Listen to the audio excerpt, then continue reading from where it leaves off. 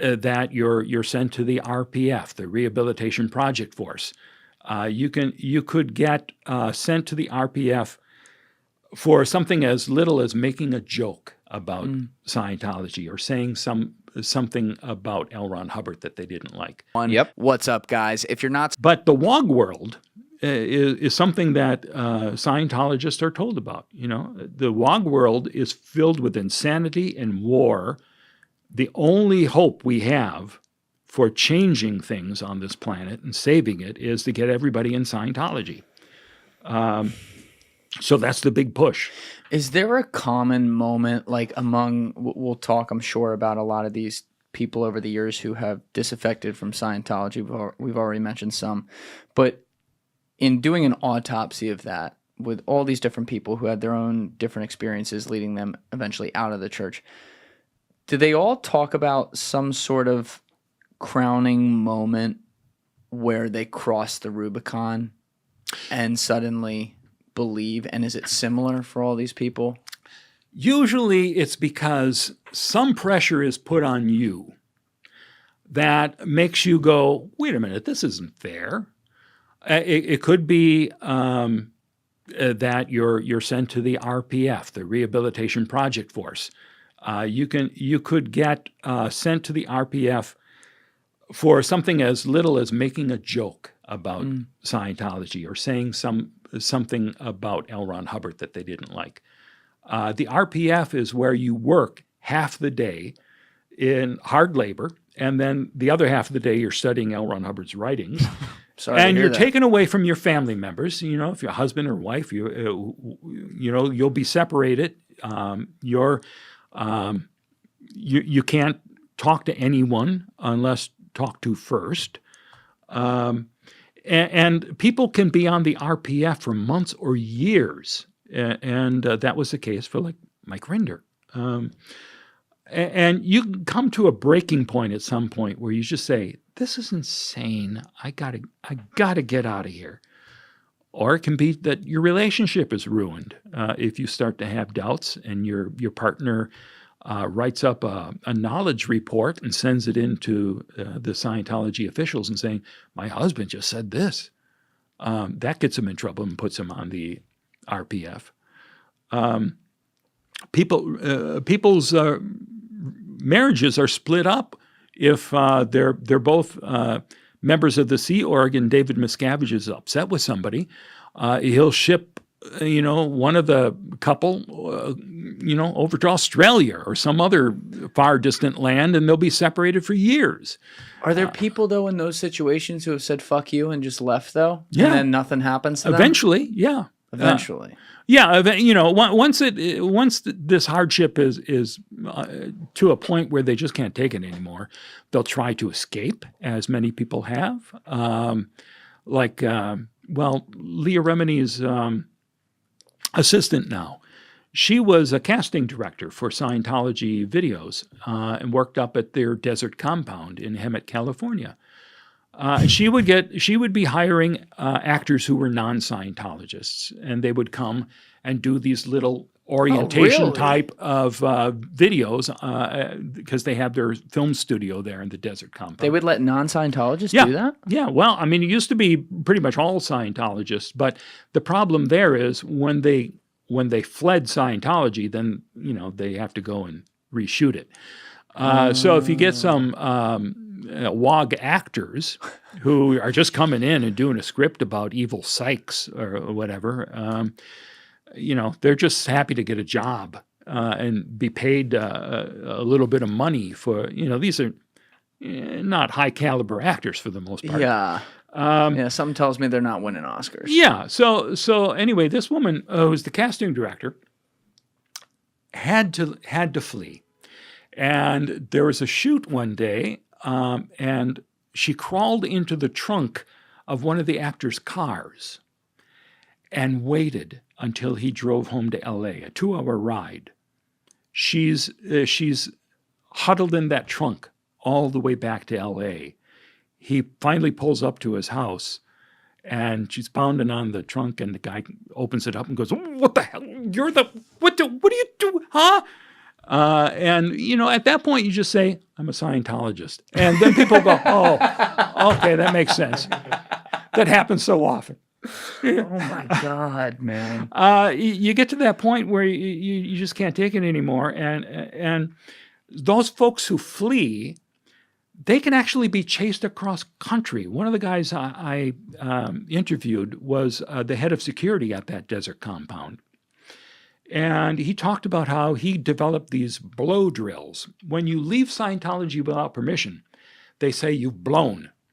And then they now have this set situation where they know every Sea Org member, they know their families and friends, they have the contact information for everybody, they know where these people live. So if somebody flees, they go, well, here's places he may be going, and they'll send Scientologists across the country to kind of sweep the place and find them and drag them back. Like forcibly. Forcibly, well, yeah, they'll convince them it's in their best interest. You know, you That's want to, you kidnapping want to, across you don't state want to lose lines. your friends with. Well, you know, they convince them. It's not often that they throw them in a van and lock them in there and tie them up. But they, you know, this is all the prison of the mind that you've got going on there. Okay. If they can convince you that you have to come back and route out properly, you can't just blow because they're worried you might go to the press, you might say horrible things about them. So they grill you with the e-meter, and they're you know, finding out, have you ever had a negative thought about Hubbard? Have you ever had a negative thought about David Miscavige? What have you done to harm Scientology? Can you explain the e-meter to people? The so that they e-meter is this understand that? little lie detector type of device. You hold on to two metal cans, they're originally soup cans. They run a little electric current through you. And on the meter itself, there's a little needle that moves. And so as you're talking, the needle will, you know, move back and forth. And the professional auditors who, you know, study this machine, they can tell when you're lying. They can tell when there's something wrong. And they won't. I read that they won't update this technology because it was crafted by the hand of Hubbard. Well, And it gets updated in many ways. But they won't change. Like they won't say that this tech. Like we had years ago, we had the landline phone, right? Yeah. Well, now we have iPhones. It's still a phone, Right. but it's a huge upgrade. Like they don't do that. They stay with the landline. They just change the tech. There are there's yes and no. The e-meters essentially still work the same way. It's an electric galvanometer. It's just measuring your skin moisture, whatever. But they think, it's a key to your eternal mind, and we know what you're thinking. Right. But that, you know, Scientologists believe that it will, you know, point out when they're not being truthful, and that can get them in a lot of trouble. And so that's why people put the blinders on when you're in Scientology. You don't want something negative to pop up on the meter that's going to cause you nothing but trouble and nothing but money coming out of your pockets if you're a public member. So you force yourself to not have a negative thought. You put those blinders on yourself and refuse to read anything negative about Scientology. Watch any program that it might be an expose. You wouldn't think of They watching rewire that. your brain. Yeah. Yeah. So at any rate, When I picture these people you talk about, though, like when they go across state lines to go tell someone it's in their best interest to come back, yeah. I don't know if this is a good way to picture it, but I just can't help but doing it. I picture all the actors inside the world of the Truman Show, where they're like, Truman, no, you need to go back there. Yeah. You know, and they all know, like, Yeah, it's very this much whole like joke is on him. But, you know, like that thing on their face that's so fake, like, it's almost like, whoop, robot, turn into it. That's how I picture these people. Yeah. Yeah. Well, you know, you're taking on the valence of L. Ron Hubbard. You're behaving exactly the way he wants a Scientologist to behave. You know, you find yourself falling into that because you're surrounded by people who buy into it all, and all are behaving that way, and so you fit in. You know, It's going to cause you nothing but trouble if you don't fit in, and you want to be able to control matter, energy, space, and time at the end of this. So you put up with a lot of misery because you know it's going to be incredible when you are able to control matter, energy, space, and time. So it's bizarre, but there you go. Do they ever recruit people who are active practitioners of another religion? Oh, sure. They'll tell And do you. they convert them? Well, they'll tell you that it's completely compatible with any other religion. What? That is the party line. Sure, you can be a Christian and a Scientologist. You can be Jewish and a Scientologist. That's completely compatible. Of course, it's not. No. And believe me, I'm not coming here from a faith perspective. I just think this is just morally bankrupt, as everything is in Scientology. If you are saying, well, it's completely compatible with Christianity, and then you find out L. Ron Hubbard said there was no Christ, there's an audio tape on that. You can pull that up online. L. Ron Hubbard, there was no Christ.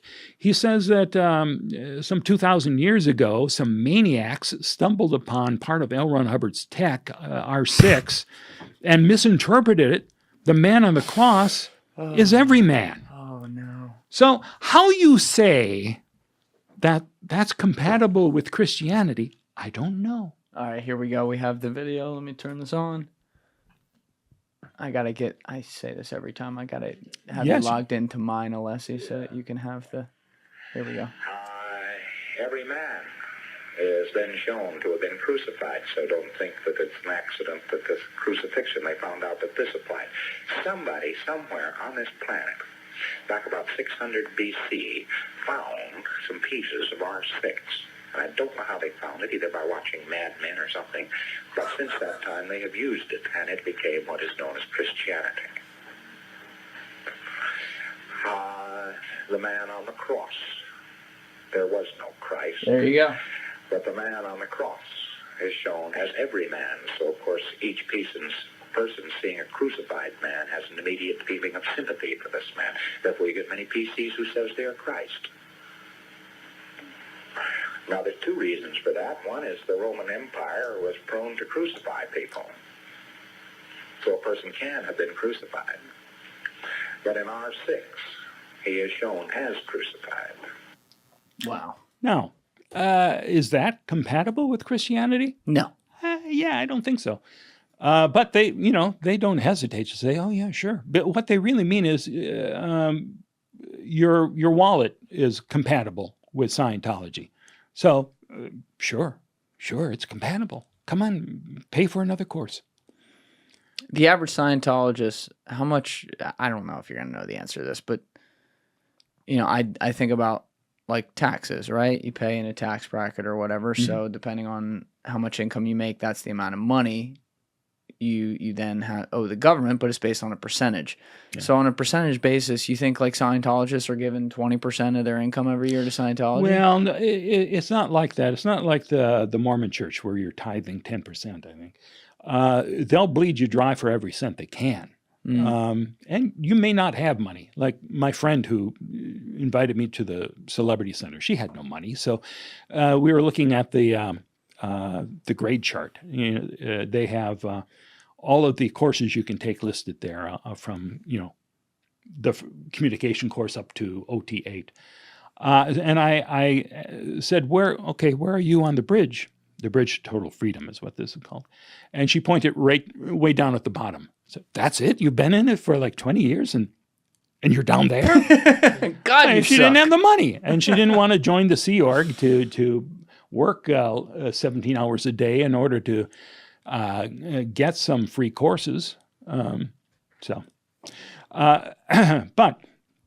I mean, you can spend hundreds of thousands of dollars, if not more. It used to be, and this was a couple of decades ago when I first started looking into this, that in order to reach OT3, where you find out about Xenu blowing up in a volcano, that would cost $360,000. $360,000. Yeah, to get up to that level, yeah, and it's well more than that now, I'm sure. We got a long way to go, Leslie. Yeah, Like actor Jason Begay, I sat down and did an interview with him back in 2008. That's still more people watch that video on my channel than anything else. Every day there's people who comment on that video and how much they appreciate him having talked about this.